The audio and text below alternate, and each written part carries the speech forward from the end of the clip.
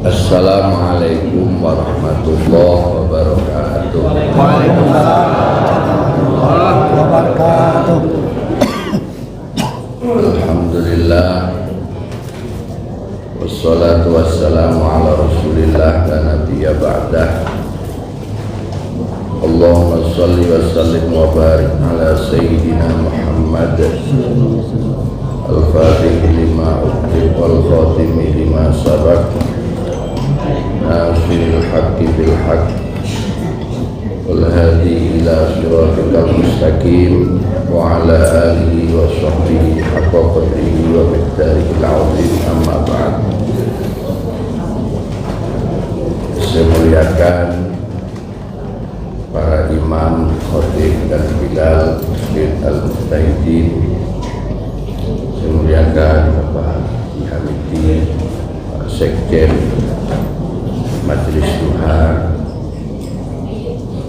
Saya muliakan orang-orang tua kita, para alim ulama. Saya muliakan Bapak DRSPP,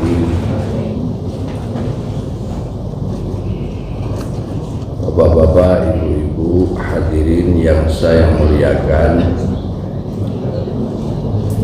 Mengawali pengajian pada pagi hari ini, marilah kita niatkan pertemuan kita membahas ilmu pada pagi hari ini untuk bi'idla'i kalimatillah, meninggikan agama Allah, mensyiarkan agama Allah subhanahu wa ta'ala. Moga-moga kita semuanya mendapatkan ilmu yang bermanfaat, sebagaimana doa Nabi, Allahumma inni as'aluka ilman nafi'ah. Minta pada Allah ilmu yang manfaat.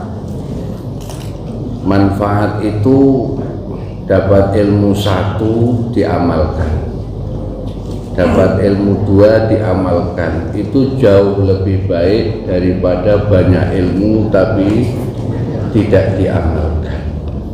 Satu dua ilmu yang kita tahu lalu kita amalkan, itu akan bisa menjadi ilmu yang bermanfaat.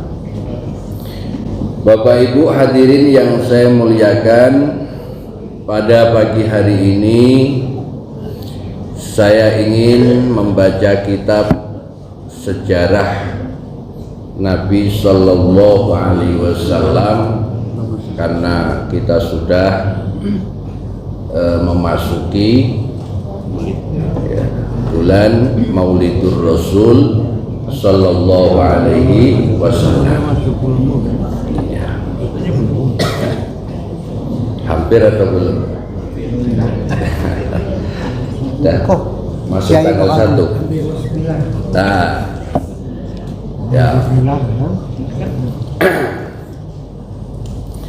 Bapak Ibu hadirin yang saya muliakan, zawaju Abdillah bi Aminata wa hamluha, pernikahan Sayyid Abdullah dan Siti Aminah, juga kandungannya Aminah. Perlu diketahui, dalam akidah ahli sunnah wal jamaah, dalam akidah ahli sunnah wal jamaah, bapak dan ibunya Nabi itu min ahlil fatrah, ahli selamat, ahli surga. Walaupun sebagian umat Islam ada yang mengatakan bapak ibunya Nabi itu min ahlinnar, kita jangan ikut-ikutan. Ikutlah pemahaman ulama-ulama ahlus sunnah wal jamaah. Sayyid Abdullah, Siti Aminah itu hidup di zaman fatrah. Fatrah itu zaman kekosongan Nabi, bukan kekosongan dai. Zaman kekosongan Nabi, sejak Nabi Isa alaihi salam diangkat ke langit sampai lahir Nabi Muhammad itu mengalami masa yang sangat lama. Di situ terjadi kekosongan Nabi. Kalau Nabi dan Rasul belum ada yang diutus, berarti belum berkewajiban untuk menerima dakwah.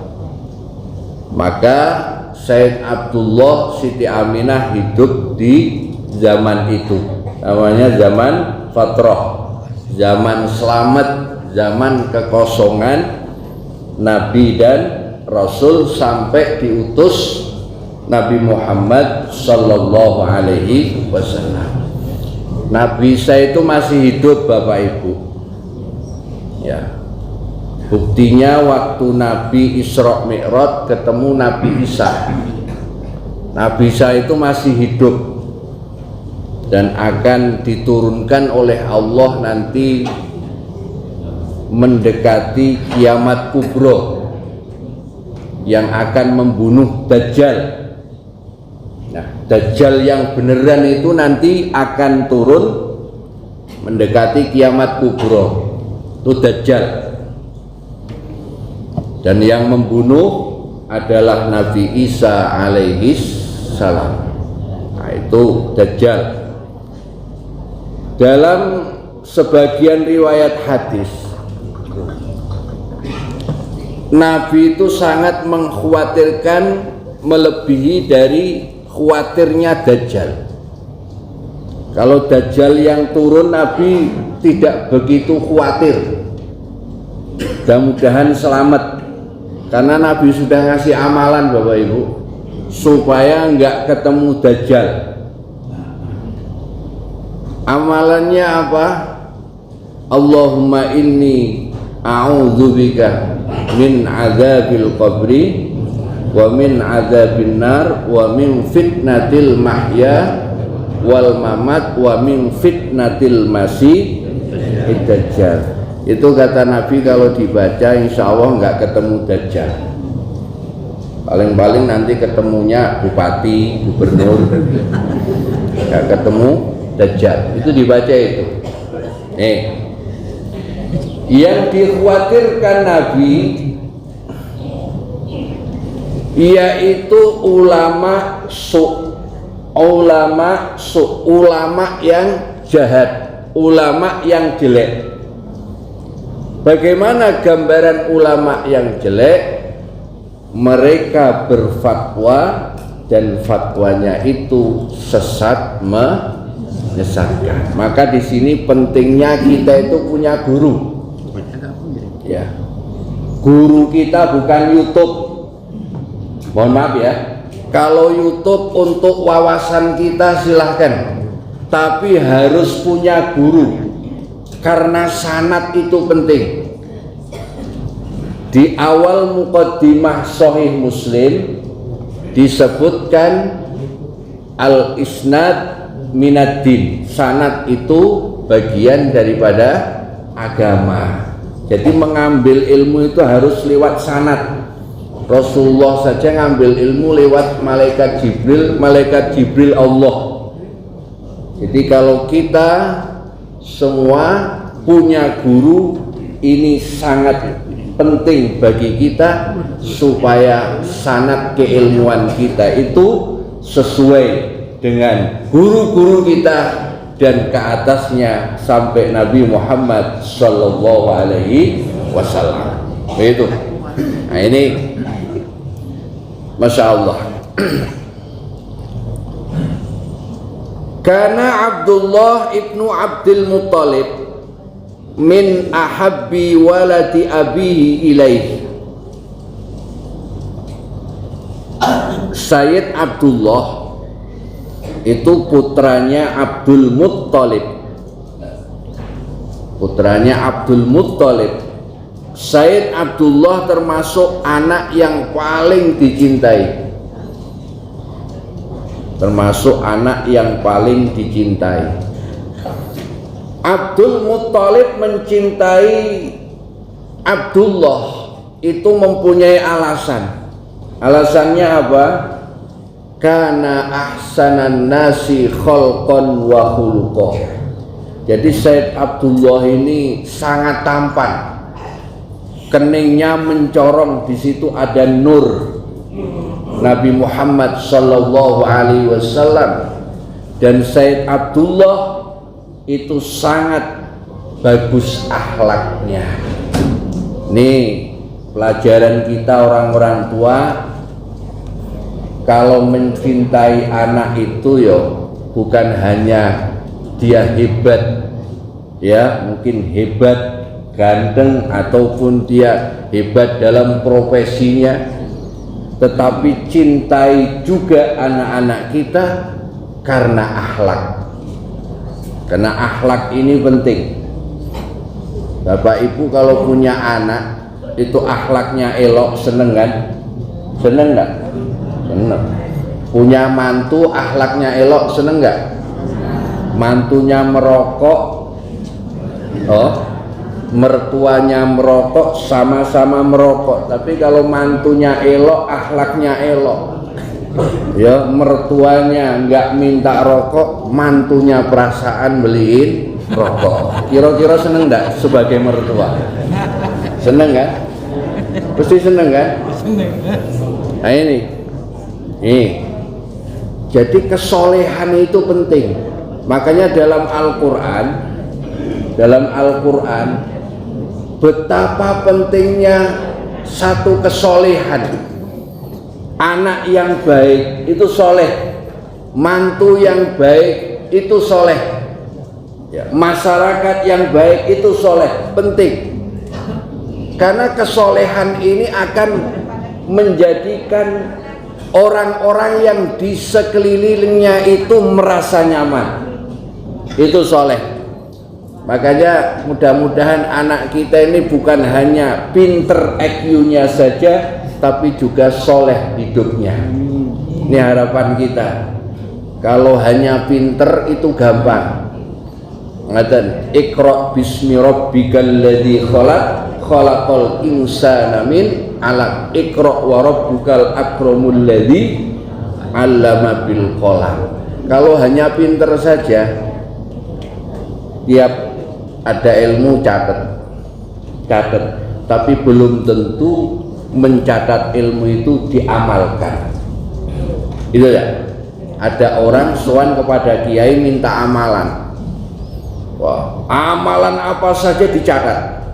Mulai bagaimana dagangan bisa laris, jual kebun bisa, kan? Bisa laris, bisa lancar, catat semuanya.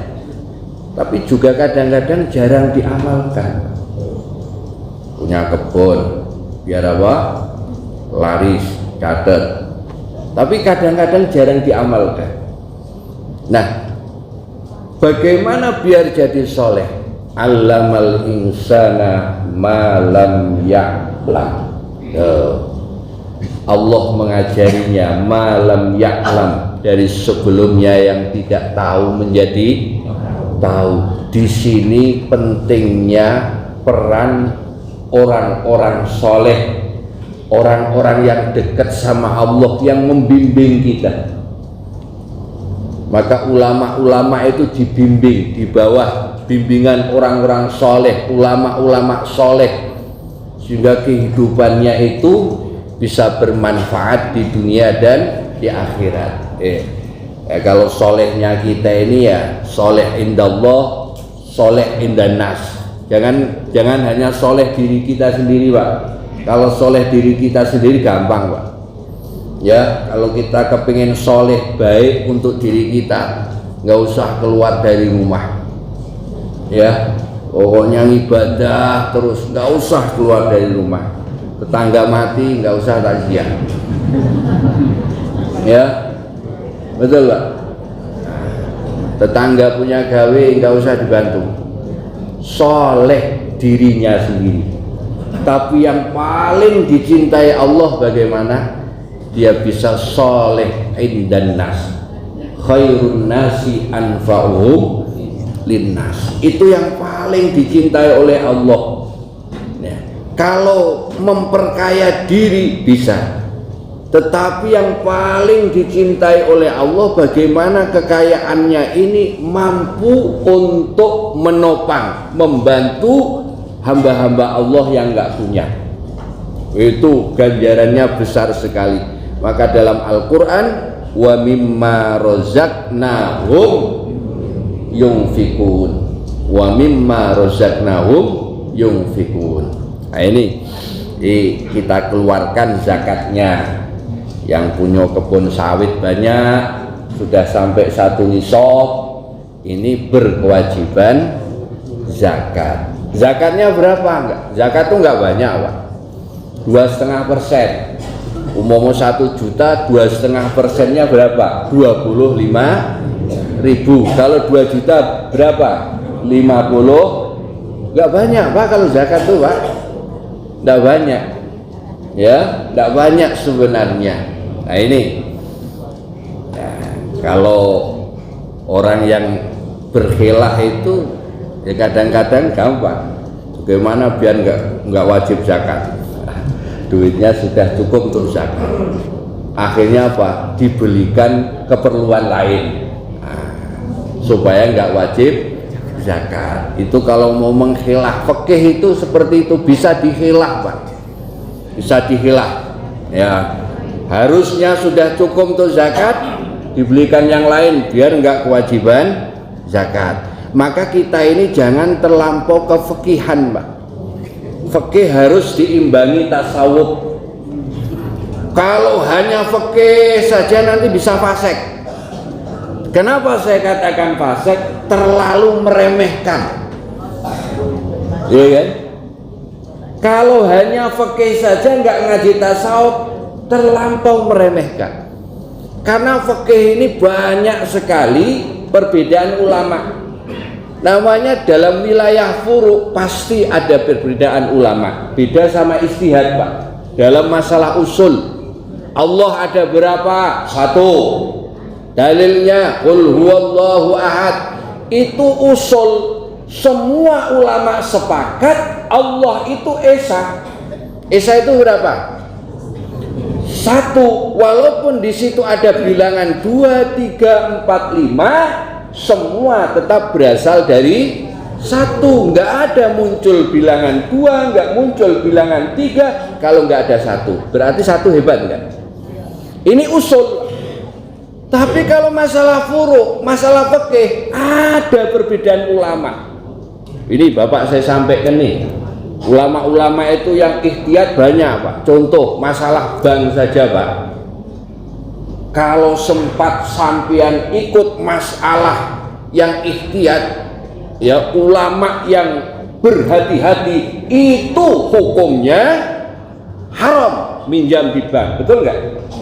Tapi rata-rata kayak sampean kita ini kan senang minjam di bank nggak? Hah? Ini kadang-kadang bercari-cari dasarnya ini. Ada nggak ulama yang membolehkan? Kan itu, Pak? Betul nggak itu? Betul nggak, Pak, kira-kira? Kira-kira ada yang minjam bank nggak? Ada nggak? Hah? Ini kan masalah furu', Pak. Ya pasti ada perbedaan ulama. Contoh lagi kita di zakat fitrah. Kalau kita kan tidak boleh itu pakai uang, betul nggak? Dalam mazhab Imam Syafi'i pakai apa? Pakai beras, makanan pokok. Beras, gandum masuk makanan pokok, betul nggak, Pak? Lah yang pakai uang itu ikut Imam Hanafi, namanya kimah, ya kan, seharga dengan makanan pokok. Lah rata-rata orang sekarang dikasih beras sama duit langsung seneng mana? Seneng mana kira-kira? Iya kan? Kalau beras kan harus jual dulu, Pak Amiti. Bawa ke warung Pak Amiti jual dulu kan? Tapi kalau duit, makanya ulama seperti Ibn Taimiyah Ibnu Taimiyah itu termasuk ulama rujukannya orang Wahabi. Tetapi banyak juga pendapat Ibn Taimiyah ini yang sesuai dengan pendapat ulama-ulama kita ahli sunnah wal jamaah.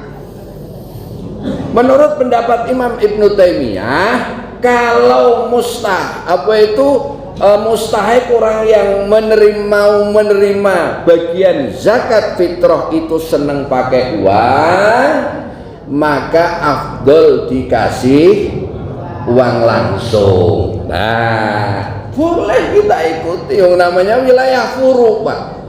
Betul nggak kira-kira? Fikih itu macam itu, Pak. Contoh lagi, Bapak kalau sholat subuh biasa pakai kunut nggak? Pakai kunut enggak? Nanti suatu ketika bermakmum sama imam yang enggak pakai kunut, Bapak enggak kunut boleh enggak?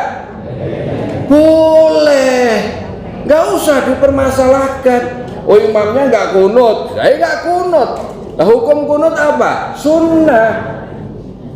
Gitu aja repot, Pak. Ini orang bahas masalah kunut terus. Negara lain sudah canggih, ya, kita baru ublek bahas ijazah palsu. Negara lain sudah maju, Pak. Betul nggak kira-kira? Kita ijazah palsu terus yang dibahas. Orang nanam sawit 3 tahun sudah buah pasir, masih bahas ijazah. Gak maju-maju, Pak. Betul gak kira-kira, Pak? Iya. Siapa? Ini, Pak, ya. Itu orang gak kunut, kita makmum udah gak kunut, ya apa-apa. Ini dasarnya ada, Pak. Imam Syafi'i punya murid Imam Ahmad bin Hambal. Imam Ahmad bin Hambal subuhnya enggak pakai kunut. Suatu ketika Imam Syafi'i sholat di musolanya Imam Ahmad bin Hambal. Karena menghormati muridnya Imam Ahmad bin Hambal, Imam Syafi'i enggak pakai ruku. Enggak pakai apa? Gak pakai kunut dalam sholat karena menghormati muridnya Imam Ahmad bin Hambal. Jadi kalau yang depan gak pakai kunut, kita pakai kunut, sudah gak usah dipermasalahkan. Nah, itu wilayah furu' itu selalu ada perbedaan. Maka jangan terlampau kefikihan, Pak nggih. Jadi fikih harus diimbangi tasawuf. Karena tasawuf ini urusannya adalah hati. Masya Allah. Fazawwajahu Aminata binta Wahbin ibna Abdi Manaf ibna Zuhrah ibna Kilabin. Nah, maka Said Abdullah menikahkan anaknya Abdul Muttalib. Itu Said Abdullah dinikahkan dengan Aminah. Dinikahkan dengan Aminah binta Wahbin, anak perempuannya Wahab. Wahab anaknya Abdi Manaf anaknya Zuhrah anaknya Kilab. Jadi mbahnya Sayyidah Aminah ada yang namanya Kilab. Mbahnya Rasulullah ada juga yang bernama Kilab. Jadi Sayyidah Aminah dengan Abdullah ini ya dinikahkan oleh bapaknya Abdul Muttalib. Ya, Kilab anaknya Allah. Kilab itu bahasa apa? Ya, bahasa paraban. Bahasa apa itu? Bahasa panggilan, lakop, Pak, ya. Karena ini mbahnya Kanjeng Nabi itu ada yang namanya Kilab. Jadi Kilab itu bukan nama asli, Pak. Itu nama panggilan. Nama aslinya ada. Itu nanti ada penjelasannya sendiri. Kenapa dinamai Ibna Kilabin? Karena baik Kanjeng Nabi itu mohon maaf kalau berburu selalu menggunakan anjing. Ya, anjing untuk berburu. Zaman dulu kan berburu. Ibn Kilab, ya. Jadi berburu dengan anjing, karena anjing ini termasuk binatang yang sangat cerdas. Binatang yang Allah sebutkan dalam Quran itu anjing. Anjing itu cerdas, Pak. Kalau dilatih itu bisa nurut apa kata kita. Dikasih makanan, kalau bukan bagian dia, saking cerdasnya dia nggak mau mengambil bagian itu karena dia sadar itu bukan bagian saya, tidak boleh saya korupsi. Itu anjing, Pak. Coba belajar dari kehidupan anjing. Kalau najisnya jelas mughaladah, najisnya jelas mughaladah. Tapi Allah menciptakan itu jangan kita jangan kita hanya melihat dari najisnya saja. Kalau najisnya mughaladah ini jelas kita harus berhati-hati. Kalau terkena jilatan anjing, terkena liur anjing, itu dibasuh dengan 7 kali basuhan. Salah satunya dicampur dengan tanah. Walaupun sekarang sudah ada ringso, walaupun sudah ada pembersih lantai, pembersih tangan, tapi kalau diganti pakai itu tanpa dengan tanah tidak sah. Paham ya? Oh, gampang aja, sekarang sudah zaman modern. Ya, mencucinya ganti tanah, ganti ringso saja misalnya. Ayah, ini tidak sah, tetap harus pakai tanah. Tuh, ingat, itu anjing, Pak. Nah, buat kita umat Islam begini ya, saya sampaikan, anjing itu kalau untuk berburu boleh, bukan untuk pajangan di rumah. Kadang ada orang Muslim beli anjing golden. Tahu anjing apa? Anjing golden. Oh, dibawa masuk ke rumah, diajak tidur bareng, betul nggak? Betul nggak? Nah, kita umat Islam nggak usah ikut-ikutan. Kalau mereka non Islam tidak masalah. Paham ya? Karena anjing itu najis mughal. Di Quran Allah nggak menyebut. Allah itu menyebutkan di dalam Al-Quran babi. Babi ini haramnya adalah nas qot'i, nggak bisa ditawar-tawar lagi. Kecil haram, besar haram. Gus, saya nggak makan babi, tapi saya nangkep babi, saya jual, dapat duit. Haram nggak? Gus, saya nggak jual babi, saya nggak makan babi, tapi saya membantu orang yang menjual babi, itu kawan saya dapat komisi. Haram nggak? Haram. Naskoti. Tapi kalau anjing, lah kita jangan meremehkan anjing, Pak. Datuknya anjing itu di surganya Allah. Betul nggak? Datuknya anjing itu di surganya Allah. Anjing siapa? Ashabul Kahfi. Namanya siapa? Kitmir. Itu datuknya anjing, Pak. Jangan meremehkan anjing, karena datuknya saja di dalam, belum tentu datuk kita di surga. Betul tak kira-kira? Betul tak, Pak? Nah, ini insya Allah saya dikasih amalan guru saya Abu Yatefur. Ini amalan tidak masalah, Pak. Amalan itu ya kita mantap sama Allah, semua serahkan Allah. Kalau kita punya kebun biar aman, itu ditulis nama anjing Ashabul Kahfi, Kitmir. Ya, sediakan 4 kertas, setiap kertas tulis Kitmir. Nanti 1 kertas lagi ditulis pakai bahasa Arab. 4 kertas ditulis nama anjing Ashabul Kahfi, kemudian ditanam di kebun kita 4 penjuru, depan 2, belakang 2. Niati, ya Allah, jagalah kebun saya. Nah, dari apa saja, termasuk ninja sawit. Bapak Ibu, ini pengalaman ya, boleh sampean tiru. Belum lama ini sawit saya dipaling orang. Saya cari-cari lewat seseorang ketemu. Nah, setelah ketemu saya ikut silaturahmi ke rumah dia, Bapak Ibu. Sesudah itu saya kasih duit. Saya bilang, besok kalau mau minta rokok, minta apa, ngebel saja. Tiap bulan nanti insya Allah sedikit rezeki saya kasih. Alhamdulillah sekarang sawitnya aman. Boleh ditiru Bapak Ibu? Boleh itu. Betul Pak. Maling itu kan dia juga butuh makanan Pak. Urusan perut ini bahaya Pak kalau kosong iman. Makanya biar aman itu ya, sebagian rezeki kita kasihkan maling yang biasa maling sawit kita. Insya Allah dia mau jaga sawit kita nanti.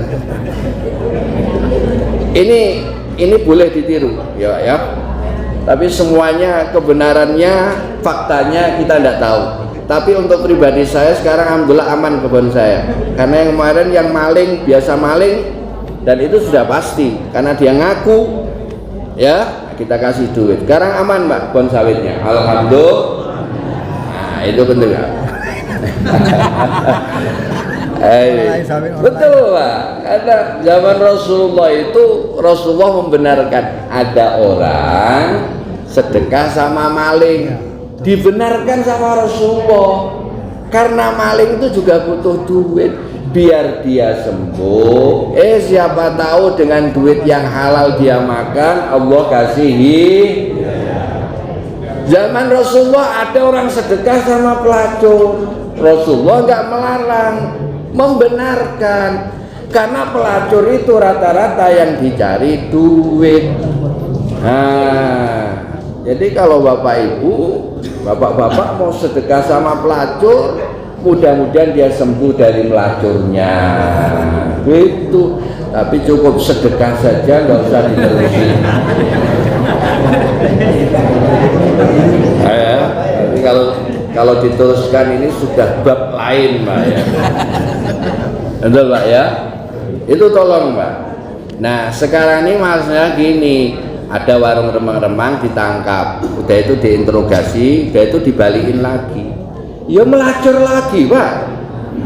Coba dikasih lapangan pekerjaan sesuai dengan profesinya, keahliannya, skillnya, biar sembuh dari melacurnya. Itu insya Allah Pak. Betul kan? Ada orang kaya yang khair, yang dermawan, dia dakwahnya di situ Pak. Dia menangani banyak pelacur Pak.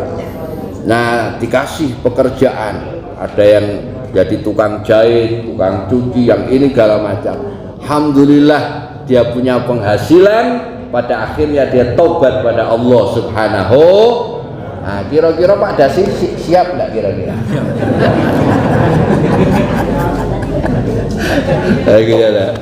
Penting Pak, penting. Jadi bukan hanya ditangkap saja tapi kasih pekerjaan. Nah karena kalau urusan perut ini berat Pak, berat ya, maka menghidupi ekonomi kecil itu jauh lebih besar ganjarannya daripada menghidupi ekonomi yang sudah mapan. Sampean belanja di Shopee sama di pasar Muara Bulian, besar mana pahalanya? Saya mau tanya, besar mana? Muara Bulian, karena di sana hampir sepi banget Pak. Betul Pak. Nah ini mohon maaf ya, ekonomi kecil ini penting kita hidupkan, penting. Makanya Nabi itu selalu ngasih kemurahan. Misalnya begini, Bapak utang 1 juta, biar hutang itu nggak beranak, waktu ngembaliin berbuatlah baik. Artinya gimana?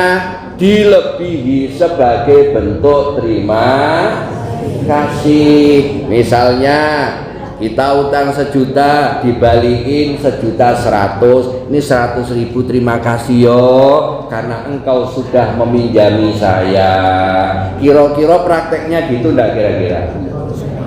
Ya, begitu ya Pak ya, supaya yang menghutangi itu tidak apa? Mengambil bunganya. Tuh caranya. Paham tak kira-kira? Utang 100.000, nanti waktu ngembaliin 100.000, ya ditambah 10.000 misalnya kan, 110. Ini yang 10.000 Mas sebagai bentuk terima kasih saya. Begitu enggak? Nah ini seperti itu mestinya. Lagi orang-orang yang berdagang ya, ekonomi kecil ini kalau enggak kita jaga, kita rawat, bisa mati Pak, bisa mati, betul Pak. Makanya kalau kita belanja di tempat kawan kita, saudara kita, misalnya ya susuknya 1.000, 2.000, udah 2.000, 1.000 ini saya ikhlaskan. Buat kita 2.000 tidak begitu berharga, mungkin buat dia sangat berharga karena dia punya anak-anak yang sedang sekolah, mengenyam pendidikan di sekolah. Begitu Pak ya. Menghidupi ekonomi kecil Pak. Ekonomi kecil ini sekarang masih ada. Makanya mohon maaf ya, seperti makom-makom para wali, makom wali dengan makom selain wali itu ada perbedaan. Orang jualan di makom-makom para walinya Allah itu pedagang-pedagang kecil hidup Pak. Orang-orang yang jualan di situ hidup. Padahal kalau ziarah enggak juga, numpang jualan Pak. Di situ hidup. Ya, kekasih Allah itu kalau mati itu bisa menghidupi orang yang masih hidup. Coba kalau kita jualan di kuburan umum, kira-kira ada yang beli tak kira? Maka Nabi itu mengasih teori Pak. Nabi itu kalau bisnis di samping akhlaknya elok, juga Nabi mengajarkan siasat strategis bagaimana berdagang ini biar laku. Salah satunya cari tempat yang layak, yang elok, yang di situ banyak pembelinya. Baru ini buka toko di tengah sawah, nggak ada rumah, kira-kira payu nggak kira-kira Pak? Nggak ada saingan ya, tapi nggak ada yang membeli juga, saingannya nggak ada Pak ya. Ayo, tempat itu sangat strategis. Nabi ngajarin ya bagaimana. Nah itu. Jadi, nah itu Bapak Ibu semuanya ya, mudah-mudahan ya sedikit banyak kita bisa mengambil teladan dari Nabi kita Muhammad sallallahu alaihi wasallam.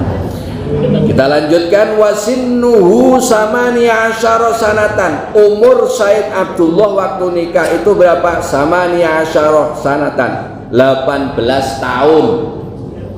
Nah Bapak Ibu kalau punya anak walaupun masih usia 17 tahun, 18 tahun ya, kalau sudah kepingin kawin, kawinkan. Betul nggak? Kalau sudah kepingin kawin, kawinkan. Said Abdullah umurnya berapa? 18 tahun nikah. Jadi kalau anak kita umur 17 tahun, 18 tahun kok sudah pacaran, sudah kemana-mana, udah pengen nikah, sudah kawinkan saja biar selamat. Nanti kalau tidak kita kawinkan, orang tuanya berdosa. Nanti dikhawatirkan anak-anak kita berzina. Ya, maka sekarang kadang-kadang terjadi ya LKMD, lamar keri meteng dhisik, cara wong Jawa kan. Nah, sebelum dinikah sudah meteng. Bagaimana menikahi orang meteng? Orang yang masih hamil dinikahi sah kalau dia itu belum punya suami. Yang enggak sah itu menikahi istri yang masih punya suami kok dinikahi enggak sah. Ataupun istri masih dalam idahnya belum selesai. Misalnya perempuan yang punya idah itu perempuan, laki-laki ini mah bebas nggak punya idah. 7 hari Pak Ustadz Dasi, istri kita meninggal, nikah lagi nggak apa-apa. Betul nggak? Betul nggak Pak Jupri? Betul ya? Betul. Karena ada suaminya meninggal, istrinya nggak mau dikubur. Laki-laki nggak punya iddah, nggak punya iddah. Ada kiai misalnya baru 40 hari istrinya meninggal, nikah lagi, sah nggak? Sah nggak? Sah. Laki-laki nggak punya iddah, yang punya iddah itu perempuan. Nah, misalnya begini, suaminya meninggal, istrinya kan hidup. Istrinya hidup. Iddahnya berapa? Arba'ata ashhuri wa ashra dalam Al-Qur'an tuh. 4 bulan 10. Selama 4 bulan 10 hari suaminya habis meninggal, sebelum iddahnya selesai nggak boleh dinikahi. Kalau dinikahi iddahnya belum selesai, tidak sah. Kalau tidak sah bagaimana? Zina. Harus nunggu iddahnya supaya betul-betul rahimnya ini bersih. Nanti kalau belum selesai iddah kok sudah dinikahi, ternyata di situ ada janinnya. Nah, nikahnya nggak sah, nanti anaknya repot. Binnya ini bagi-bagi. Binnya bagi bin si anu, bin si anu, bin si Ahmad, bin si Kokleng, bin si apa. Nah, ini maka perempuan itu punya iddah. Kalau laki-laki mah tidak punya iddah. Jadi jangan dipermasalahkan 1 minggu istrinya meninggal, suaminya lah dapat mengganti. Rupa-rupanya sebelum meninggal kok dia sudah sering buka Facebook, di situ ada grup para janda-janda misalnya. Ayo, apa kira-kira? Ayo, itu. Jadi saya sampaikan laki-laki nggak punya iddah, yang punya iddah adalah perempuan. Nah ini, selama dalam iddah itu belum selesai nggak boleh dinikahi. Tapi menikahi perempuan yang hamil. Misalnya di kampung ini ada perempuan hamil, entah pelakunya siapa. Tahu-tahu ada laki-laki yang senang, kemudian menikahinya, secara fikih sah karena dia belum berstatus punya suami. Kalau belum punya suami mah bebas. Nah itu cuman begini. Nah, kalau ulama lain namanya fikih, nanti kalau sudah menikah, sudah apa lahiran anaknya, ya utamanya nikah kembali, tapi bukan bersifat wajib, utamanya nikah lagi. Ini kehati-hatian ulama gitu ya. Mau tidak nikah lagi juga nggak apa-apa, sudah sah karena dia belum punya suami. Itu yang nggak sah lagi, suami menikahi suami, ini nggak sah lagi, berdosa besar. Suami menikahi suami, ada nggak suami menikahi suami? Ada Pak, di Indonesia ini ada ya. Tuh suami menikahi suami, insyaallah. Wahia yauma idin min afdali nisa'i Quraisyin nasaban wa maudi'an.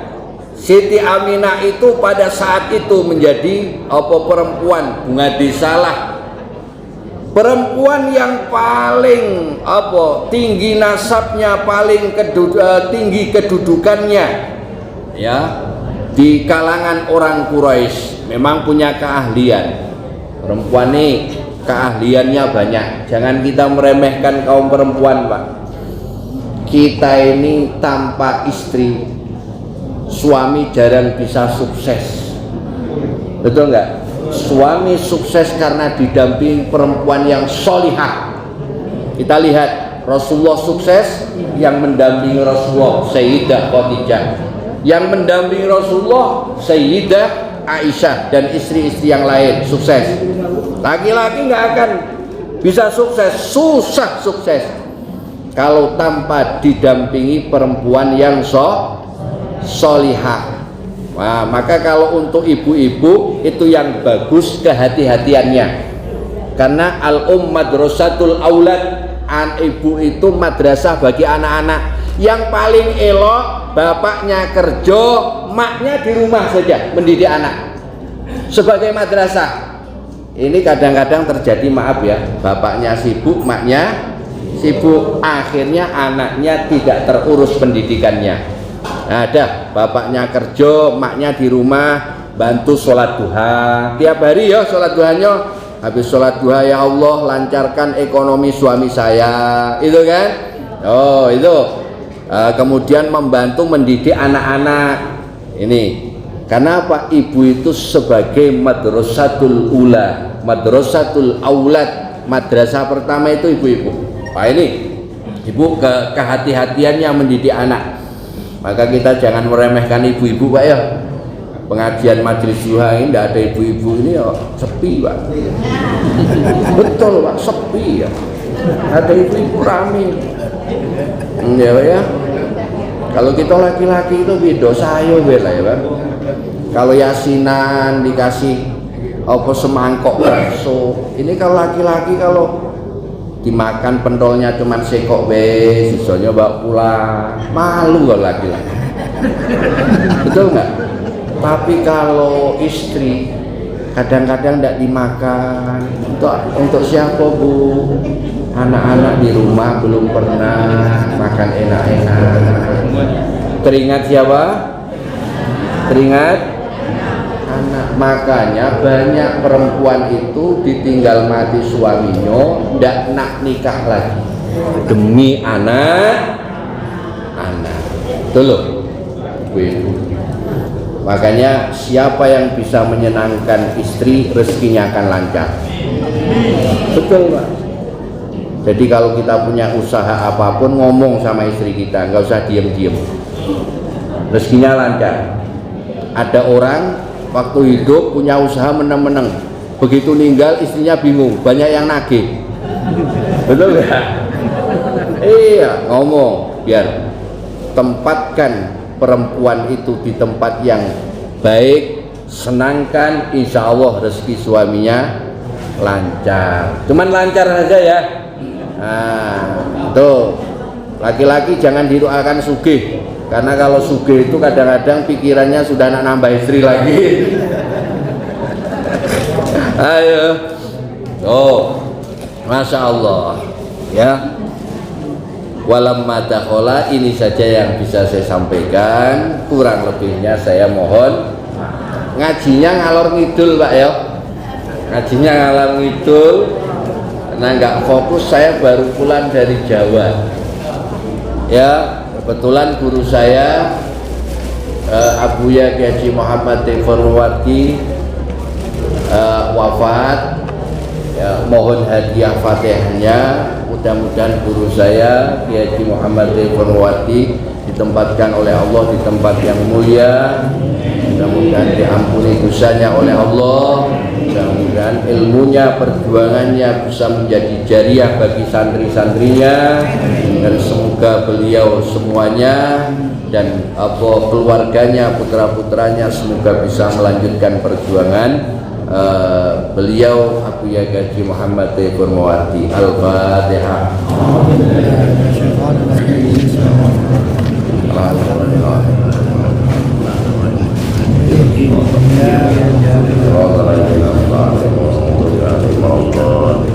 Sekian, assalamualaikum warahmatullahi wabarakatuh.